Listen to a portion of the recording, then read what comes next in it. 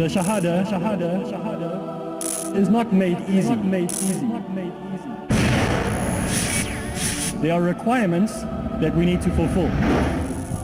Your body, your mind, your soul, your spirit, every part of you needs to be involved in taking the Shahaadah. Shahaadah made easy. You see, it's not that easy. But it is that easy.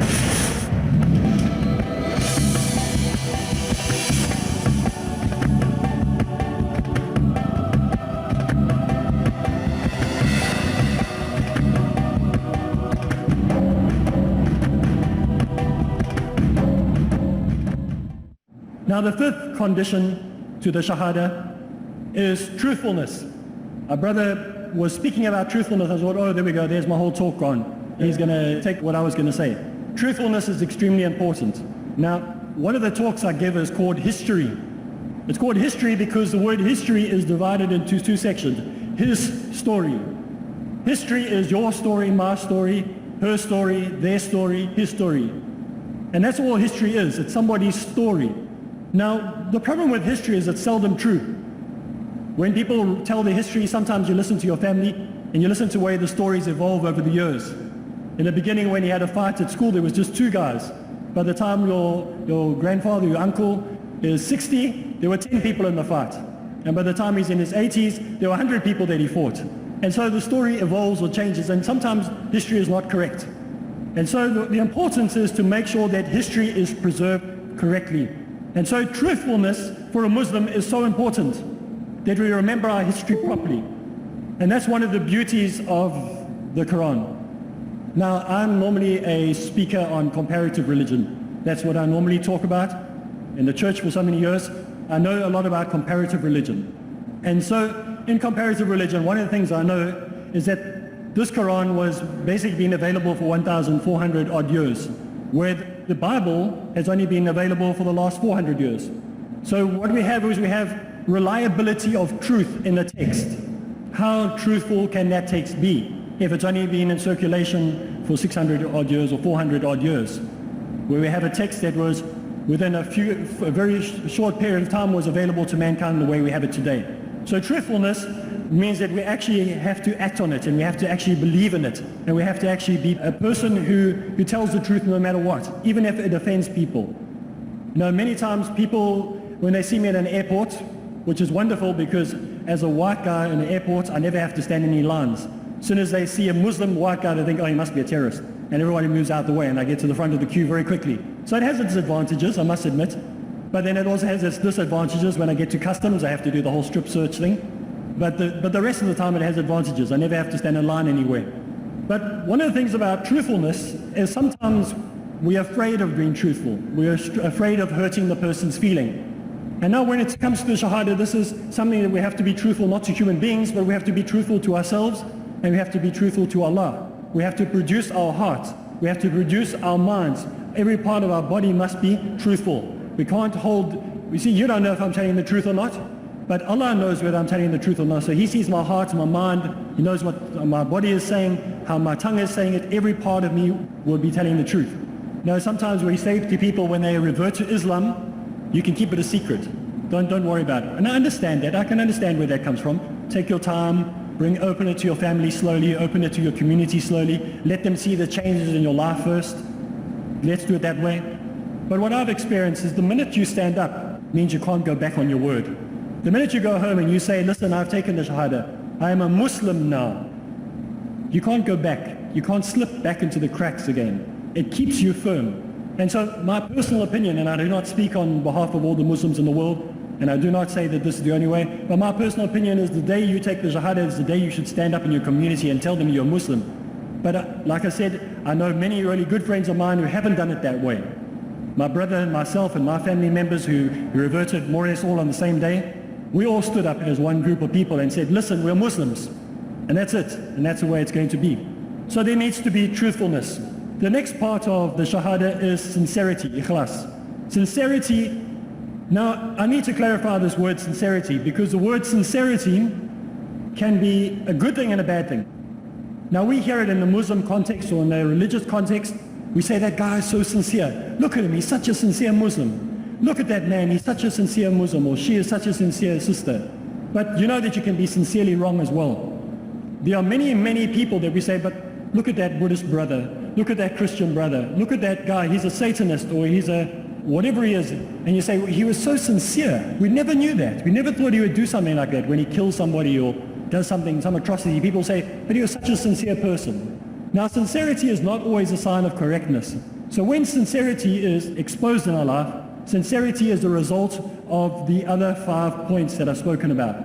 Sincerity means that you need to have a look here, you need to assess, and you need to put, without any hindrances, Allah before anything else. Your sincerity must be first and foremost to Allah, then to your family and your friends and your community and everybody else. But the order must be correct. Some of us put our families and our work and our jobs and our studies and our communities before the work. Now, in the Christian church, I used to be very confused about tithing. Tithing is a compulsory or suggested 10% that you give to the church every month of your salary. So if you make 1,000 rupees, 100 rupees must go to the church. This is the way it is. And I used to ask them, you know, doesn't the text say that you must give a 10% of your all? Where does it say you must give 10% money? And they used to get upset with me because many Christians, they spend 90% of their time doing church activities and only 10% of their time with their families. And so it's very important that our sincerity be balanced as well, that we don't exclude the rest of the society. There's a saying that says, that person is so heavenly minded they know earthly good. We must be conscious of Allah. We must be totally submissive to the will of Allah, totally submissive and do what we can to make sure that we present ourselves as good Muslims to the community, but not to the expense where we become no use to the human beings. Our job is still to be sincere to those around us, but the order has to be correct. First, sincerity to Allah, and that will filter through into the rest of our lives. We are only Muslims for the sake of Allah, and this is what we must remember. We are only Muslims for the sake of Allah, not for the sake of our parents, not for the sake of our community, not for friends or anything else. We must be clear in our minds about this. We are Muslims for the sake of Allah, first, last, and only. Okay. The next part is a part that I think is really important because it's the 7th point, number 7 in the list. And it is called love. And this is a thing that many Muslims are afraid of.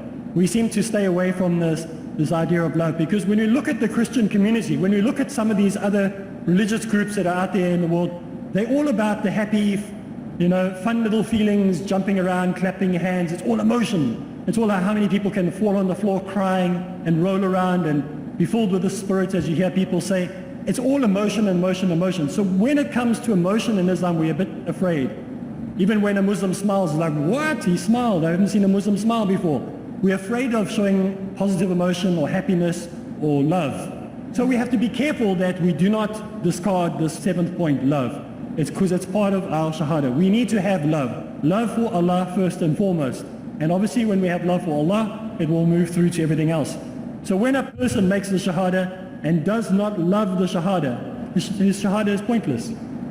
If a Muslim becomes a Muslim and he does not love the Quran, it is pointless. If a Muslim becomes a Muslim and he does not love Allah, it is pointless. He must have that love. So that's very, very important. Otherwise it will just become a ritual and something that can be done without thinking. A robot can be programmed to do that. We are human beings. We have to have the emotion. But, and this is very, very important, the emotion comes after the fact. The facts come first, not the emotion first. Many times in the church we'll say, anybody who wants to become a Christian, come stand up here and we'll pray for you and you'll become a Christian. And they start crying and they get all this emotion. They don't show them anything about what they're about to do. And they sign on the dotted line not knowing what policy they've just signed into. You see, they've signed emotionally. They haven't thought about the commitment that they have just made. Now with Muslims, we make sure that we expand upon this first. Do you know why you're becoming a Muslim? Do you know the pillars of Islam? Do you know what is required of you? Do you know that you need to pray 5 times a day? We explain the concepts to them before we get them to sign on the dotted line. I'm quite sure if we look at most of the reverts that have been on the stage and many of them that you have seen in your past, many of them took a long time to come to Islam.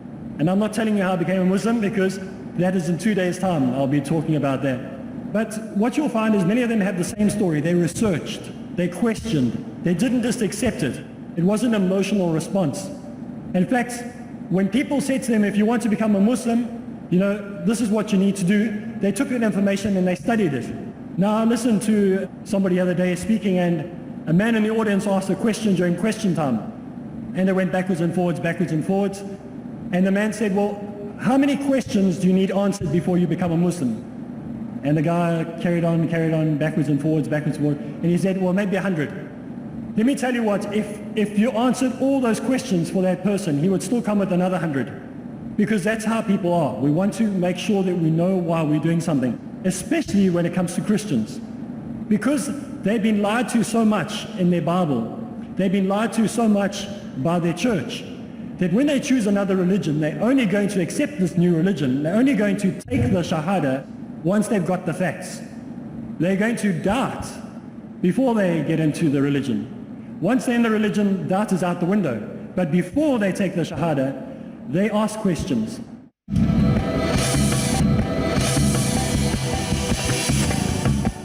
Somebody the other day speaking, and a man in the audience asked a question during question time. And they went backwards and forwards, and the man said, well, how many questions do you need answered before you become a Muslim? And the guy carried on, backwards and forwards, and he said, well, maybe 100. Let me tell you what, if you answered all those questions for that person, he would still come with another 100. Because that's how people are. We want to make sure that we know why we're doing something, especially when it comes to Christians. Because they've been lied to so much in their Bible, they've been lied to so much by their church, that when they choose another religion, they're only going to accept this new religion, they're only going to take the Shahaadah once they've got the facts. They're going to doubt before they get into the religion. Once they're in the religion, doubt is out the window. But before they take the Shahaadah, they ask questions. And this is something we should all do. Before we believe anything, before someone says do this or do that, we need to ask ourselves, is this based on the Quran? Is this really what Islam is? Or is this being added? Is this an innovation? And so we need to make sure that when we come to love in this part of the Shahaadah, that it comes as a result of knowledge.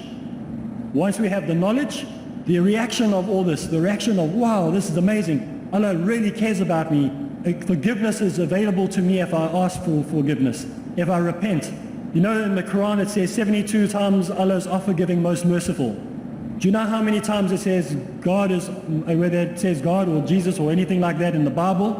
Do you know how many times it says that God is forgiving, most merciful in the Bible? Twice. 72 times it's found in the Quran.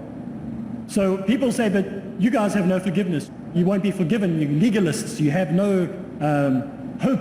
You're hopeless people. And we say to them, well, we've got it 72 times mentioned in the Quran. You've got it twice, including the Old and the New Testament. So this is amazing. This is something we have, but it's a result. First of all, we have the facts, and then it's love. So Islam is the core belief of Muslim submission. Okay. The 8th point that we have in the Shahaadah is deny every other object of worship. We deny every other object of worship. Now we know this, we think immediately what comes to your mind is pagan gods, idols, pictures of the cross, pictures of the Prophet Isa on a cross, pictures of Mary, whoever it might be, and we have all these different pictures in our mind, and the idols that we might have in our life might be your career, it might be your wife, it might be your position in the community. These are idols that we need to reject. You see, the only idol that we should have is not the pop idol, putting ourselves on the stage. It's not the idol that we have stuck on the fridge door at our home of the cricket player. It's not the idol in our children's room of some female singer or male singer. The only idol that there should be in our life is the idol that we reject. The idol that we say, can we break it? And we say, I will refuse to have an idol. I refuse to have an image. The only I want to emulate is Allah. And the only way I can emulate Allah is to follow the teachings of the prophets, peace be upon them all. And we look at each of the prophets along the way and we say, I want to emulate them. I want to be like them. These are my role models. These are the ones that I want to put the names of them on the walls of my house. When you walk into your lounge, you should have one of the names of the Prophet say, this is what I want to be like when I'm with my family. This is what I want to be like when I'm in the kitchen. This is what I want to be like on the way to work when they're driving in the car, or driving in the motorbike, or driving in the taxi, or whatever it is. We need to make sure that we deny every other object and only worship Allah. Now, I have a test that I often ask Christians to do. I ask them to get a piece of paper and draw down the middle. On the one side write Christian, on the other side write Muslim. And I say to them, you take the pen and paper. You can actually try this at home when you go home. Let's look at the Prophet Isa, peace be upon him. What did he look like? Did he look like you guys with your short pants and your t-shirts and your funny hairstyles and your peroxided hair? Or did he have a well-kept hair and a long beard? And they go, well, he had a long beard and they say, tick it. Don't stand there, tick. So they start ticking. And I say, what type of clothes did he wear? And again, they put a tick on the Muslim side. What was his character like when he met people on the street? Is it like the way you talk to people or the way we talk to people? And again, the tick will go in the Muslim section. And so it will go on and on and on like that. And eventually when you get to look, you can think of it yourself. When you go home, you can think of other questions that I haven't given you. When you're at home, that are sitting at home, do the thing, draw up a line. Ask your Christian friends, which is more like a Muslim? If we look at the teachings of the prophets, all of them, we'll find that we as Muslims are closer on every single account. The way we treat our elderly people. We don't send them to an old age home and lock away and say, well, that's it, I'm just going to give money every month. We look after our elderly people. When we see a widow, we look after her. When we see an orphan, we look after him. We don't just put them over to society to look after. Well, good Muslims are supposed to do this. And we try to be good Muslims. Inshallah, we will be. Now, I also remember once talking about denying every other object of worship. When I was a Christian, I used to go to houses and talk to people about Christianity. And one house I went into, there was a Hindu woman. And she had a nice altar there with all the different idols on it. And the incense was burning and she had little flowers and everything, the whole toot. And I spoke to her about Christianity and she said yes, she wants to become a Christian. And I was so happy. I went back and I said to one, this woman became a Christian. I was so excited. First Hindu that ever became a Christian for me. I was so excited. But when I went back and visited her 2 weeks later, guess what I found? I found the idols still there, and guess who had been added? They had added an idol of the Prophet Isa, peace be upon him, or what they think he looks like. The typical ones that you see in the church. They put that idol there. She just added them to her idols. And many times we as Muslims do exactly the same thing. What happens is we revert to Islam, or we convert to Islam, or we recommit our lives to Allah. We take the Shahaadah and we mean it. Obviously we're supposed to do this 5 times a day, but we need to do it at a point in our lives where we want to renew our lives, when we want to put ourselves right, and we start meaning it, we meet these conditions. We have to remove the idols, but it means that we have to continuously do an audit on our lives. Every month, in fact every day you should do this, but some people are lazy and so they need to audit once a month. Some companies, they get audited once a year. The bookkeepers come in and they bring in their files and they write down all the things and they look and they see if your book's balanced. And then they give it to the tax man and hopefully the tax man gives you money back. But we need to do an audit, a self-audit every single month. And we need to see that no idols are creeping into our life. So we need to make sure that we break those idols and destroy them whenever they try and get into our life. So the 8th condition is to make sure that we deny every other object of worship. We don't put any other idols in our lives, that we have only one being, only one that I don't even like to use words like that, but there's only one that we submit to, only one that we love, only one that we are fully compliant to, and that is Allah Ta'ala alone. The 9th point, and this is the last one, I told you everyone else, the scholars have 5, 6 and 7. I had to outdo them and put mine, because I think it's that important. The 9th condition is adherence. We have to adhere to. And we must adhere to the Shahaadah till the day we die. Till the day you die, you are to adhere to what you have said in that statement. Now we Muslims here, many Muslims here and at home, 5 times a day you take the Shahaadah. But we just say it without thinking. We must know, sometimes you hear somebody take the Shahaadah and you think, well, that's it. They're doing it continuously. It's a continuous, non-stop, ever-evolving, continuous growing process. Every time we come closer and closer and closer. Now, in the Christian sense, they say, this brother is born again, or this sister is born again. They are strangely mistaken, because a born again experience is not something that belongs to the Christians. The born again experience belongs to us, because all the time when we are praying, when we go to Allah, we are renewed.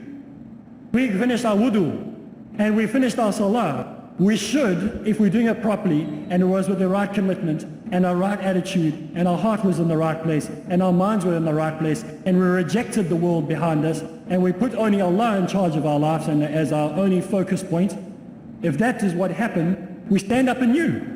We're born again. We're new people. It's not a once-off experience, it's a daily experience. It's a 5 times a day minimum experience. And so this is something that we have to do continuously. I remember in Durban, you heard earlier, they said that I work in the hospitals. I visit people that have been injured or hurt. And quite recently, a young man was involved in a terrible, terrible accident. And he was going through a tunnel and a car hit him. He was lying on the side of the road and he was about to die, and the ambulance came to fetch him. And on the way back, one of the Christian ambulance driver or medic or whatever you want to call him was in the back of the ambulance. And they say all they heard this man saying was La ilaha illallah Muhammadur Rasulullah, La ilaha illallah Muhammadur, until he stopped breathing and he died. Imagine if we could be like that. Imagine that that's what we are like. You know our body talks? Do you know that our body talks? Have you ever seen somebody hit by a car, knocked out, or maybe they had a fight or they were shot at? What comes out of their mouth? I'll tell you what came out of my mouth. I was involved in a really bad car accident when I was about 17 or 18 years old. And I was swearing and I was blaspheming and I was cursing because that's what was full of my heart at that time. So whatever your heart is full of, my brain was totally fast asleep. I was unconscious. But my body was talking and I was saying things, and people say, no, he's delirious. He's not delirious, his body is saying exactly what's in his mind. Just like we will never be able to lie when we're in our grave one day and those 2 angels come and they ask us the 3 questions, the 3 most important questions that we're ever going to be asked. We'll not be able to lie. Some people plan for it. They say, well, I'm going to be a bad Muslim, and then just before I die, then I'll say La ilaha illallah. It doesn't work that easy. You see, what we need to do, it needs to be consistent in our lives. We have to mean it. It's not just a scapegoat, a backdoor thing that we're going to do that somehow thinks that we got a free ticket to ride. You see, there's requirements, there's conditions. We must check that our key is going to fit the lock.